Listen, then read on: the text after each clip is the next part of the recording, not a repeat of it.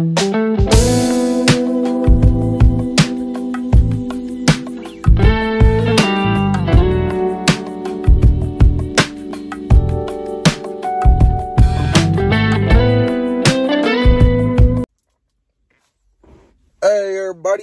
and welcome to another episode of Rob's World of Boxing.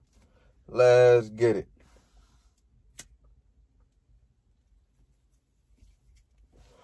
Alright. This is a fight night recap video. I'm going to get into the fight cards we had last night, March 26, 2022.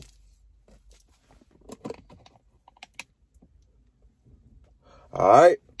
The first fight we had, it was a day fight. Well, it was a day fight over here because it was in England. It was in England. So I forget what time it was over there. I'm not too great with that shit, but it was 3 p.m. over here. So yeah, let's get right into it. It was the zone card. Yeah, as I said about the zone cards previously, the cards really don't be too good. And yeah, this was an exception. So let's just get right into the main event. I didn't watch the undercard at all. So yeah, let's get into the main event. It was Kiko Martinez versus Josh Warrington. Kiko Martinez, he was 43-10 with 2 draws, 30 KOs. Josh Warrington he had 30 wins with one defeat and 1 draw and 7 KOs. Yeah, man. The fight was what I expected it to be. Warrington outclassing Martinez all night. Shit. In the first round, Warrington dropped Martinez with a short right hand. Martinez also got caught in the first round from a clash of heads that opened a cut over his eye. But yeah, Martinez, as I stated, man, Warrington just outclassed Martinez all night, man. He ended up TKOing Martinez in the 7th round after a flurry of punches from Warrington, regaining his IBF championship belt. Yeah, as I stated in my previous video, Kiko Martinez, he's basically a career loser, man. He has been brought in the ring to lose in the past, brought there just to lose, you know, not like betting, you know, they bet for the man to lose, but not. Just from skill set alone, his skills weren't any match for Warrington's, and they haven't been any match for any top competitor, really, at 126 pounds. So yeah, man, he's about 40 years of age, so this might be the end of the road for him, and this is a second gas of air, you know, of life for Josh Warrington. And yeah, man, let's just see where this takes you. And again, avoid Marsorio Lora. Nigga named Maurice. Maurice in Spanish. Mauricio Lora. There we go. Avoid Mauricio Lora by all costs. But yeah, that was the Josh Warrington. That was the zone card. Josh Warrington, Kiko Martinez fight. All right. Let's get into the ESPN card. The ESPN Bob Arum Top Rank. Let's get into those fights that transpired. Those guys. The first fight on the card, I didn't see. Yeah, I didn't see that fight. So let's get into the second fight. It was a 4-round contest at 122 pounds. Junior featherweight, if you didn't know. It was between Juan Martinez and Arturo Cardenas. Martinez was 2-0, and Cardenas was 2-0 as well with 2 KOs.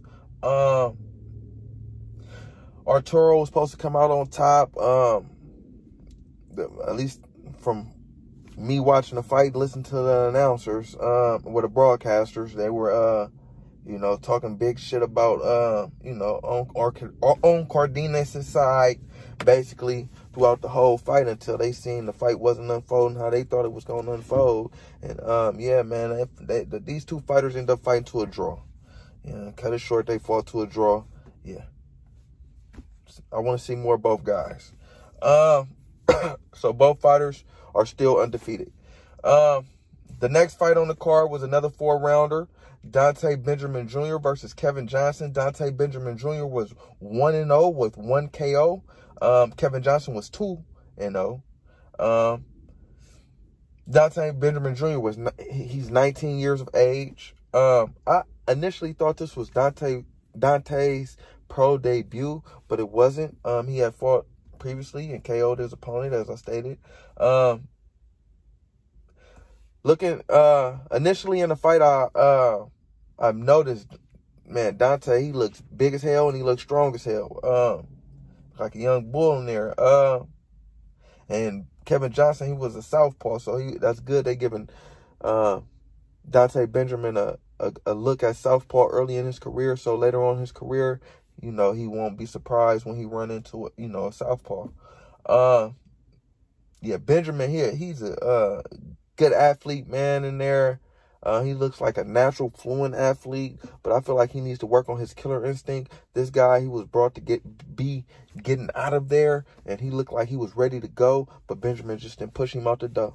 So, yeah, man, good job. Nonetheless, good job, Dante Benjamin Jr.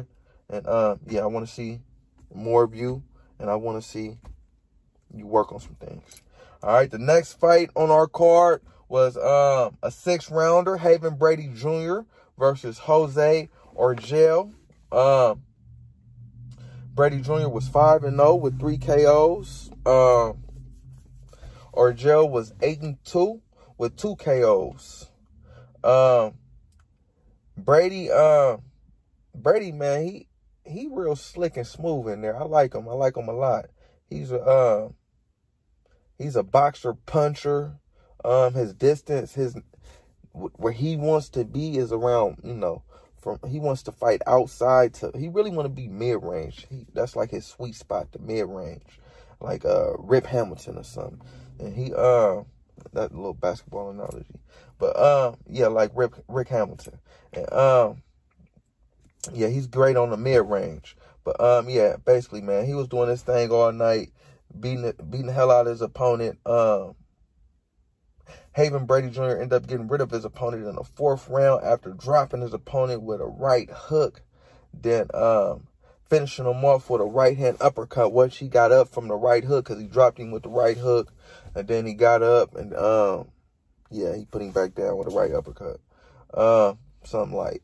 But nonetheless, good job. Haven Brady Jr., he advances to 6-0 with 4 KOs. All right, our next fight on the card was between Jose Vargas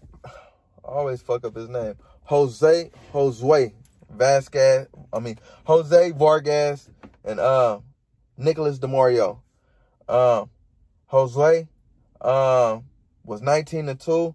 DeMario was 15-5 with 3 draws. Vargas, he was coming off coming off of a defeat, because it wasn't his first defeat. He had lost before. I was gonna say his first defeat, but that wasn't true. But he hadn't lost in a long time, and he was coming off so he's coming off of a loss when he had, and man, he looked at kind of he was trying to rebound from the loss, but it was a rough fight for him, man. He went down a couple times in this fight. He went down in the 3rd round. He went down in the 5th round. In the 3rd round, it could be, second guessed and questioned. Did he trip over his feet or didn't he trip over his feet? But in the 5th round, man, he clearly got hit. He tried to reach in, and his opponent hit him with a nice little counter right hand. And that was just like a mistake. Like, man, why are you reaching against this guy? That's, he's a power puncher. All he want to do is get you out of there. And, and he's looking for opportunities, and you're giving him an opportunity when you reach like that. So, yeah, he got dropped in the 5th round. But then he got up and he did what he was supposed to do, in my opinion, to win the fight. But yeah, man, I feel like Vargas needs work, man. He doesn't get his head off the line after he throws punches. And he throws his punches actually kind of wide, man. And he has a lot of mental lapses in there when he'll look good, but then he'll just, I don't know, like have a mental lapse or something. And, you know, his defense will be tight, then he'll just get hit. You know, I don't know. Maybe he needs to focus more. He needs better concentration in the ring. He needs more focus. But yet, nonetheless, it was an unanimous decision win for Josu, man. His name not Jose. I'm gonna show y'all his name, but Josu or some. It's spelled Josue, Vargas.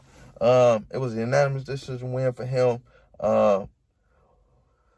Two judges had it 76-74, and the third judge having it 76-73. All for your winner, Vargas.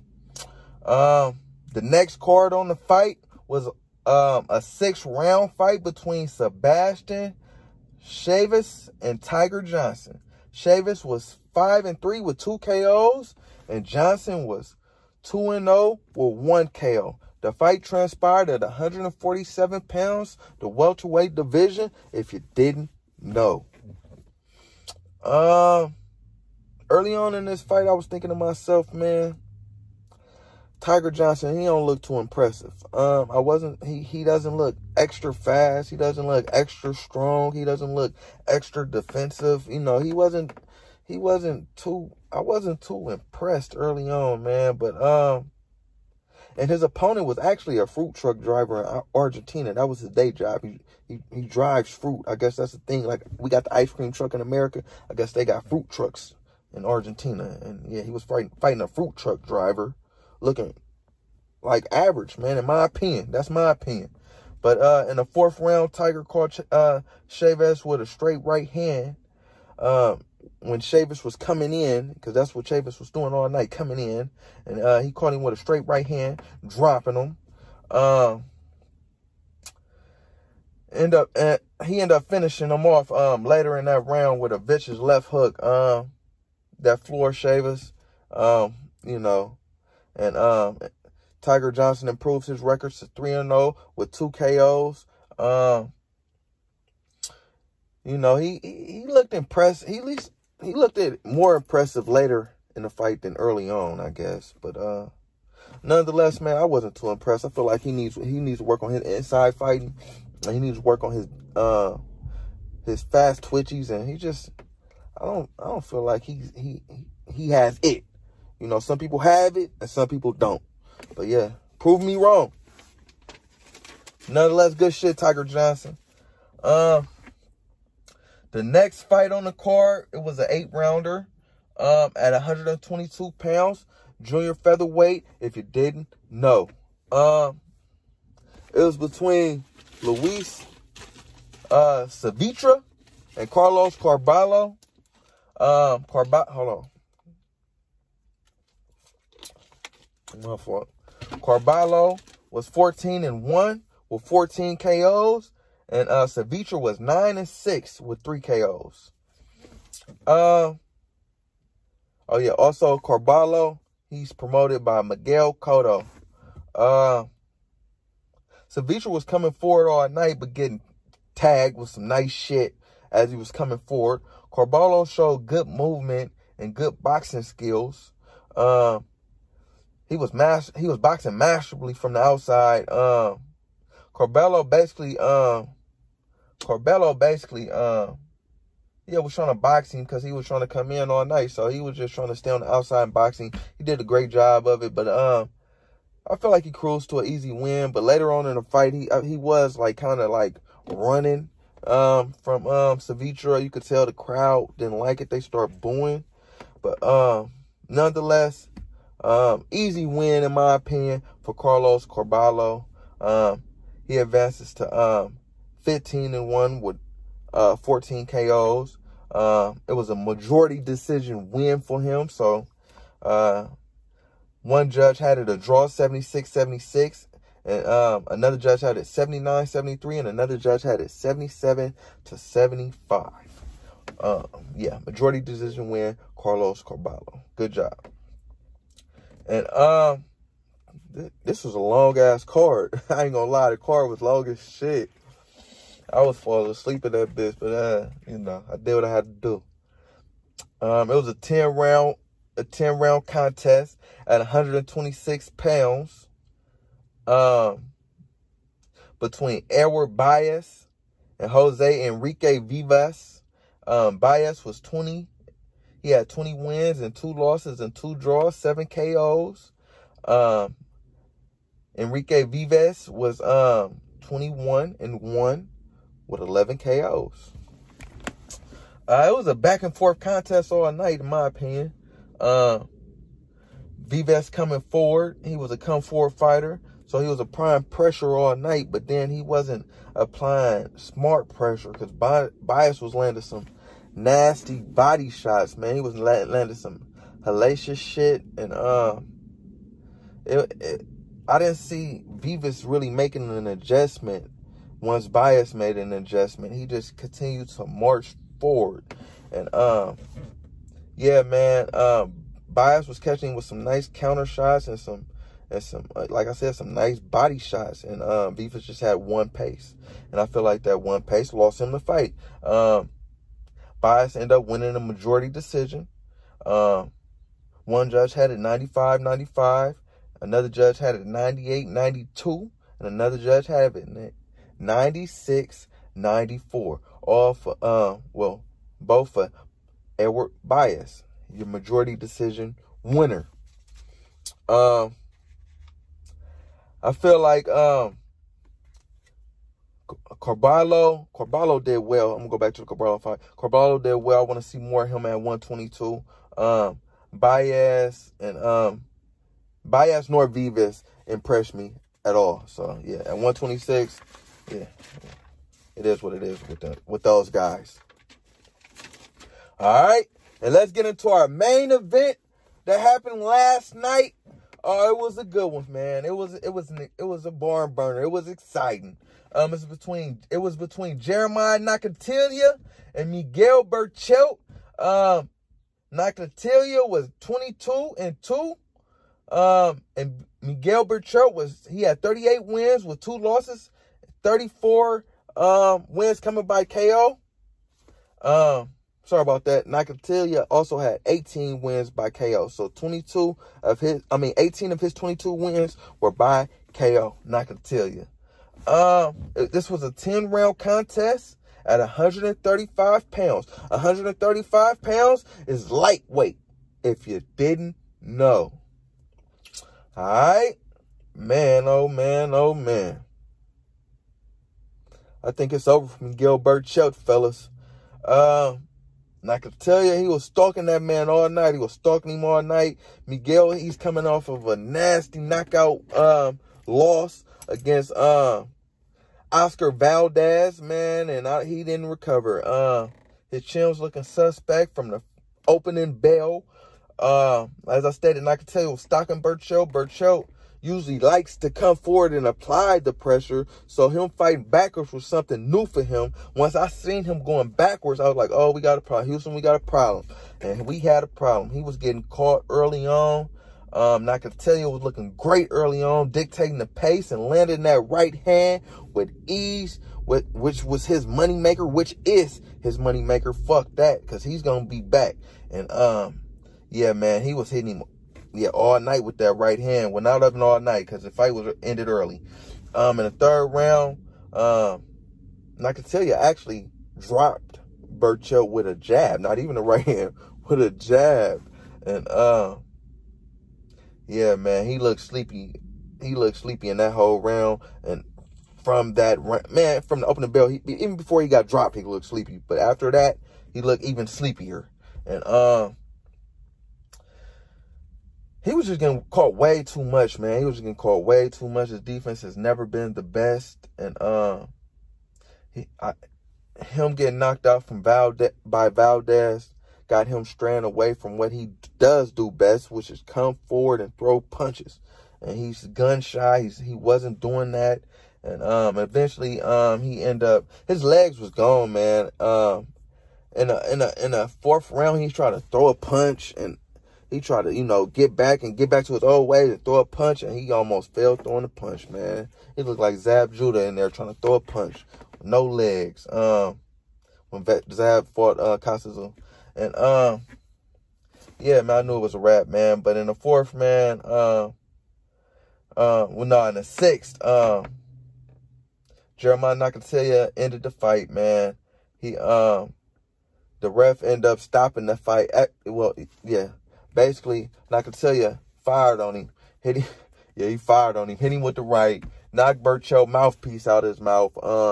After he been beating on him all fight, man. He was just hitting with that right hand all night. And I guess the ref has seen enough. After the sixth round, he went to Berchelt's corner and told his corner, he's seen enough. He's going to stop the fight, man. So TKO win for Jeremiah Nakatilia. He advances to 23-2 with 19 KOs. And Berchelt, he falls to 38-3. It was both fighters' debut at 135 pounds. I feel like, Nakatilia's putting a lot of 135-pound fighters on notice. And I feel like Berchelt might be a wrap for you, buddy. Like I said in the beginning of the video, it might be. You might just want to, walk out that door for boxing, close it on you,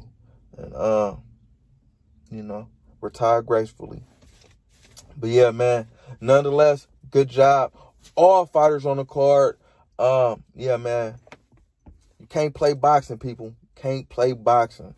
Good job, fighters. Y'all putting y'all life on the line in there every time, and I respect it, man. Good job. Good card, ESPN. Good shit, people. Yeah, let's get into this Showtime card. I'm just going to try to run through it. The video going a little longer than I intended. All right, on the undercard, we had Elvis Rodriguez versus Juan Velasco. It was at 140 pounds, junior welterweight, if you didn't know. Elvis Rodriguez was 12-1 with 1 draw, 12 KOs. Juan Velasco was 23-2 with 14 KOs. Elvis Rodriguez, he's trained by Freddie Roach, Hall of Fame boxing trainer. Rodriguez caved Velasco in round 7 after putting a beating on Velasco all night. He dropped Velasco 3 times in the 7th round. Rodriguez went to the body well in the second half of the fight.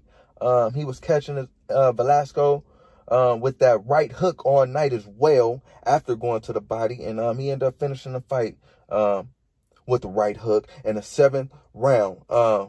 Good job, Elvis Rodriguez.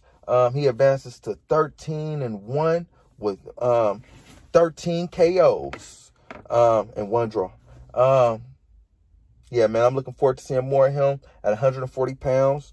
140 pounds kind of wide open right now. So, yeah, I'm looking forward to seeing more of Elvis Rodriguez. Let's get into the next fight that was on the card. It was a 10-rounder at 135 pounds, lightweight, if you didn't know. It was between Miguel Rivera and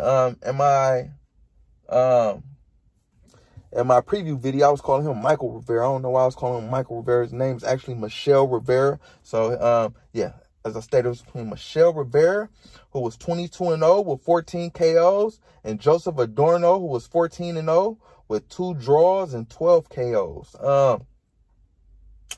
Both guys, they were actually friends before this fight. But once they found out the fight was coming, or I guess jealousy and animosity started coming out, and was already, set in, but it started coming out. And I don't know if they're friends now, and yeah. But Miguel Rivera, he dominated the whole fight, man, basically with the jab, with the jab all night. If you ever seen Miguel Rivera fight, he fights just like Muhammad Ali. You know how Muhammad Ali used to always have that jab out. That's Rivera's game. He was doing that all night. He dominated the fight with it. Adorno's best round was probably the 7th round. He landed a couple nice body shots and a couple nice counter punches. But nonetheless, it was an easy fight for Rivera. He dominated, as I stated. Yeah, it was a unanimous decision win for him. Two judges having it 97-90. Well, all judges having it 97-93 for your winner, Michelle Lil Ali Rivera. That's the nickname I'm giving him, Lil Ali. He advances to 23-0 with 14 KOs. All right.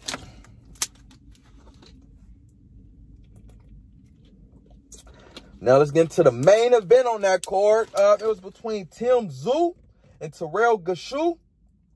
Tim Tszyu was 20-0 with 15 KOs. Tyrell Gashu was 22. He had 22 wins with 2 losses and 1 draw, 11 KOs. This fight was at 154 pounds, junior middleweight, if you didn't know.